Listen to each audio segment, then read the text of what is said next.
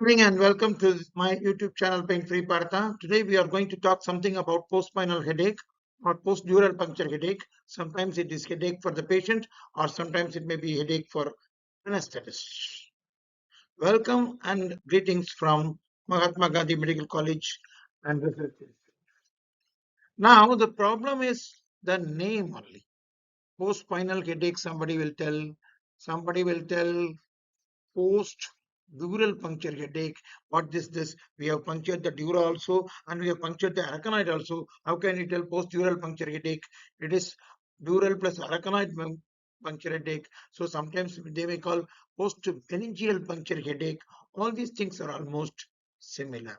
Sometimes puncture is done for what purpose? Diagnostics. Sometimes the puncture is done for anesthesia. So that is why the small change in the name.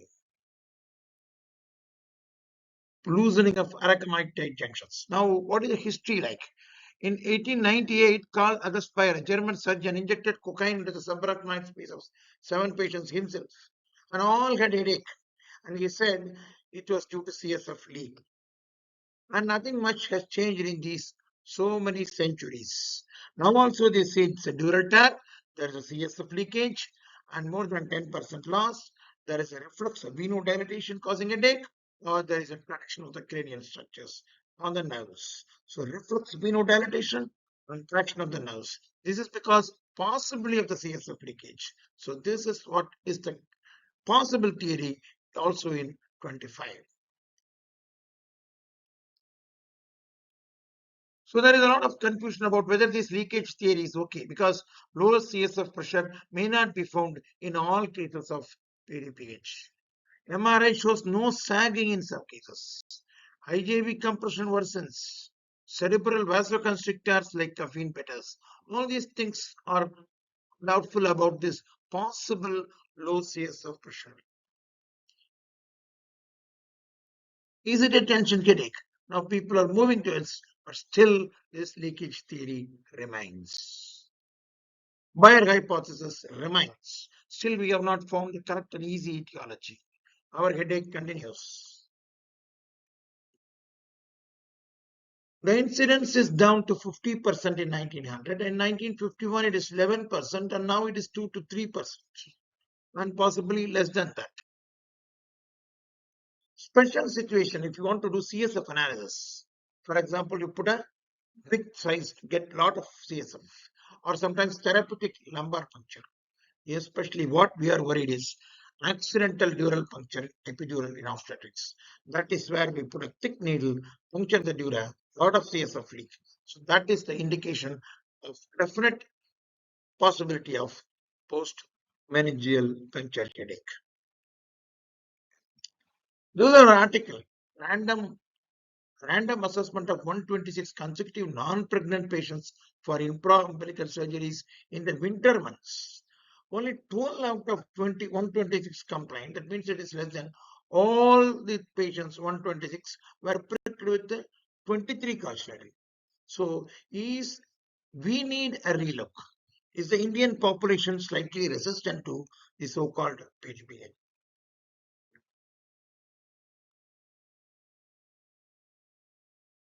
So now we see 27 gauge needles, PDPH is less. But 27 gauge needles, the first attempt is only very less. But in 25, it is 94%. So 25 gauge needles, where the PDPH is slightly more, 94% success. 27 gauge, PDPH is less, but the total is only 61.2. So there are two problems now. Is the failure rate we want to correct or is the PDPH we want to correct? Which headache is ours? Which headache is patient's? Now, what is the definition of this post-spinal headache? It should develop less than 5 days, and specifically, usually it develops around 48 hours. Occurs or worsens in 15 minutes of assuming straight position. Improves recumbent position. The headache usually disappears after 2 weeks. This is how it is a postural headache. That is the most important classical feature of post-spinal headache. For international headaches, the evidence of low pressure should be done under imaging. That is what is IHS classifies. Yes, we should do something to say that it is there, imaging, to show that it is a CSF line. So it need not be the same 2 days, 14 days. It can come earlier, 5 days left, 3 days. It can last longer, 14 days, not just 18 days. Now, the dural tear is there. It heals by fibroblastic proliferation of the dural edge. Sometimes you may be happy about traumatic spinals, but may not work well. But if there is some lot of blood in the area, the healing is better. That is what is possibly the reason with which we have found out epidural blood patch. So sometimes in traumatic spinals, sometimes the failure of blood may be there, but PDPH is less. So that is my opinion. Now we know it's postural headache. Okay, it is worsened by moving, worsened by sitting, and best with lying down. It is bilateral. 15 minutes you have to wait in position. That is very important. But sometimes many cases, no, getting up, that is only 2-3 minutes. The patient gets headache. But lying down to decrease the headache, it may take 10-15 minutes. What are the other signs? Nausea, vomiting, neck stiffness may be there. Tinnitus, dizziness, photophobia, all these things. Sometimes diplopia, pressure over the abdomen, sometimes gets released. That's called good sign. Good sign is pressure over the abdomen may give relief to the headache. Cough, straining, decreased pain. These are all the other signs. Photophobia, diplopia, usually giddiness, some neck stiffness, nausea and vomiting. What is more important is nausea and vomiting. Typically, patients with PDPH do not exhibit fever. They don't exhibit severe meningeal signs, altered alertness, focal neurological findings. And this side is weak, that side is weak. All these things they will not tell. We have done a clinical audit as Parthasarathy. Influence of season on the incidence. Here we have done some 390 patients in summer and 312 patients in winter over a period of 3 years. So 26% of summer patients had headache, while only 2-3 patients of winter patients had headache. This is what we have told, that possibly summer causing some water deficiency, causing more incidence of PDPH. But again, the same sagging continues. Arm pain, anesthesia, blindness, all these things may happen, but all are spontaneous resolution. Liebecker has classified mild, moderate, and severe of meningeal puncture headache. Now we know this happens after 2 days and automatically goes off after 14 days. There may be here and there some problems. Postural headache. When he sits up, he will get headache. When he lies down, it will decrease. But sometimes the decrease takes place after some time. That is what we should understand. When he sits up, it may be within 2-3 minutes. When he lies down, it may take some 10-15 minutes to decrease. It is typically a dark, persistent bilateral frontal tension headache. Bilateral also frontal there also. Onset is gradual. Tension is there. Migraine means unilateral thrombing. Caffeine withdrawal. I was very particular about this because many patients are coffee drinkers. Okay, daily they take coffee, and suddenly you get operated for herniorrhaphy or something like that, hernioplasty or some breast surgeries. No, no, no, no, no coffee for 5 days. So this is one of the causes. That is why these patients intravenous caffeine or oral caffeine has great relief. In preeclampsia, extreme edema, albuminuria. In tumor, seizures may be there and headache is constant, no postural. There is something called lactational headache that comes only during breastfeeding. There is something called spontaneous intracranial hypotension that is indistinguishable. So it may be due to a rupture of a perineural cyst of the spine. The other diagnosis I have already told, eclampsia, subarachnoid venous thrombosis. So bilateral JV compression may cause worsen of meningeal puncture headache, and sitting epigastric pressure betters. So I have encountered many times this headache after cesarean section. So especially just when they are putting the skin. That is mostly due to oxytocin. So don't worry about it. So many patients like this that, if you give IV oxytocin, some patients get headache. So diagnosis is mainly clinical. History of preeclampsia, sinusitis, focal deficits, fever, seizures, no postural variation, unilateral, all these things point out. This is not going towards PDPH. Maybe MRI may show other lesions. Focal neurological deficits, visual, all these things go for diagnosis. Normal PDPH, there is no need for MRI. There's a clear evidence case guidelines that imaging is not needed in routine PDPH. Postpartum headaches were meningeal headaches. Postural, all symptoms disappeared. But I came back when I got upright. That is what is the basic complaint. Young patients will have more risk. Possibility decreased elasticity of chronics. 3-year structures, elderly is less. But age less than 10, they have not found out. No alteration of position, maybe low reporting. Females and history of headache. So, young age, females, history of headache. These are the 3 things which are risk factors for PDPH. Young, females with a history of headache. They have increased, bearing down, postpartum decrease in epidural pressures were thought of, but LSCS decreased after ADP, accidental dural puncture. Maybe the same incidence. Previously, they thought more. We had cases without spinal also sometimes. Risk factors, history of migraine, I have already told. Diagnostic lumbar puncture, smokers or less incidence.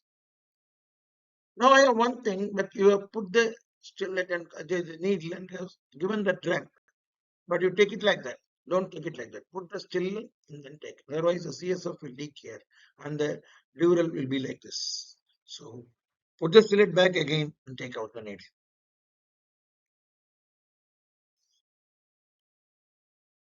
Now, the size and type of the needle. That's what I told, 25 gauge it is.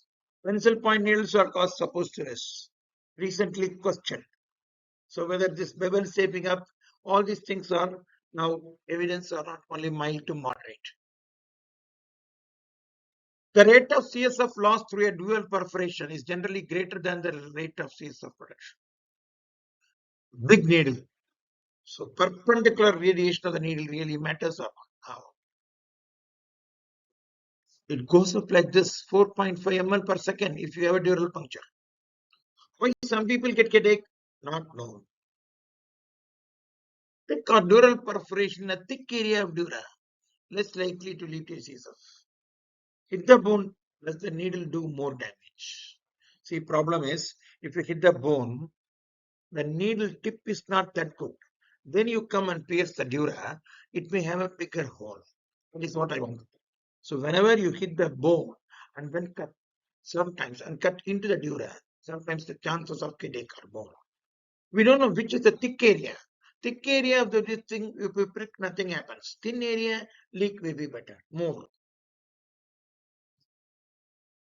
This is what I told. PDPH is less when there is patients are in lateral decubitus.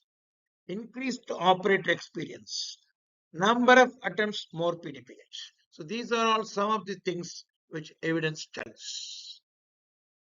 There are some complications. They are very rare, I will say. Cerebral venous sinus thrombosis, depression, cranial nerve dysfunction, and they can go for chronic headache and they can go for backache.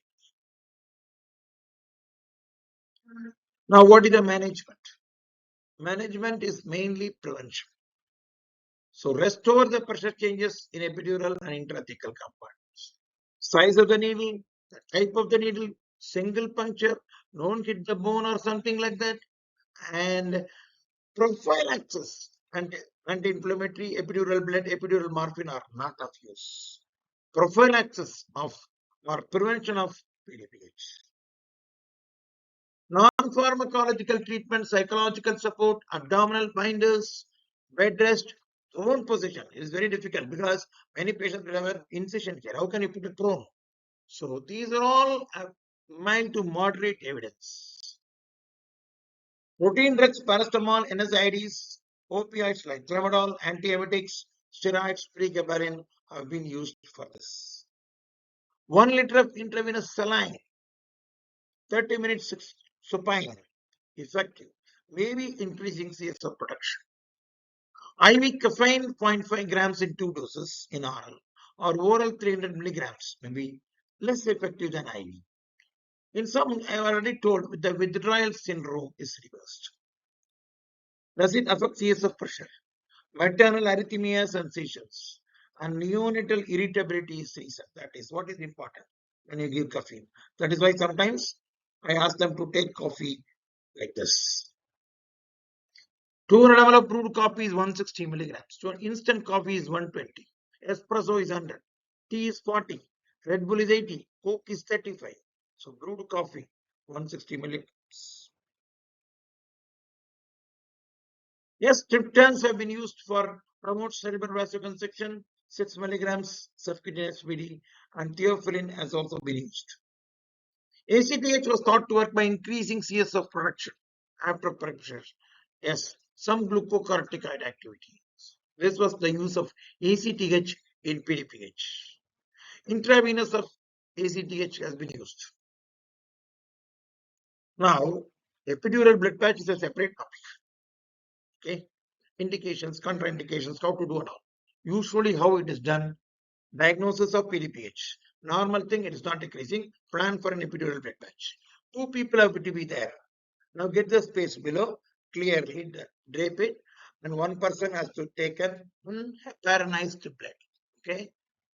LOR should be saline and not pneumocephalus. Inject into the epidural space. Pressure is immediate, and clot is few hours, and fibroblast is few days. That is how it. As soon as you inject blood, pressure, immediate relief. Clot for a few hours. Development of fibroblast and healing of the dural tear.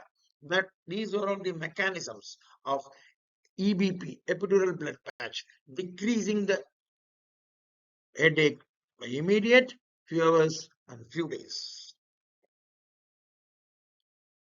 In patients with leukemia, HIV, can we do seed the cells or seed the viruses is questionable.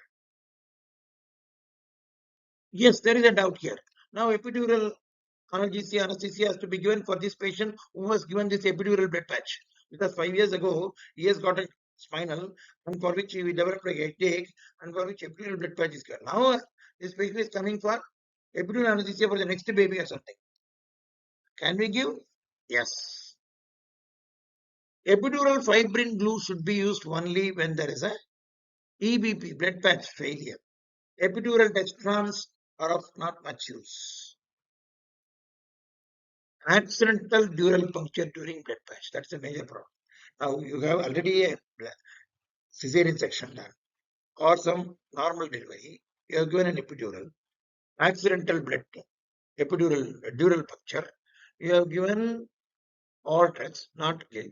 You are planning epidural blood patch. There also you puncture the dura, and that is the worst thing. There are case reports of persistent CSF leak where surgical closure of the dural perforation, which I have not heard. Now, PDPH conservative treatment like bed rest, hydration, analgesics, improving S, orthostatic hypotension decreases, headache decreases. Patient improving, no, then you go for caffeine, benzoates, I will go for sumatriptan, BD, analgesics. Improving, okay. Not improving, then you go for epidural blood patch. Now we see this sphenopalatine ganglion block. We know about headache after CT scan and neuropinion. I don't want spinal because my previous spinal for the first child had severe headache. All these problems are be there. There is something called greater occipital nerve block. A branch of the C2 dorsal carries sensory input from a large part. Now here you can see by the ultrasound. You can see here by the ultrasound. The occipital artery and the nerve. Just deposit 2 ml here, providing symptomatic relief of low pressure headaches. Yes, for the anesthetic headache, we can do is SPG block. Just introduce this. This is the middle terminate just above this. Here you can see this Sphenopalatine ganglia. Somewhat here local anesthetic and somewhat here local anesthetic. Soak this area with local anesthetics. Then you get block and instant relief.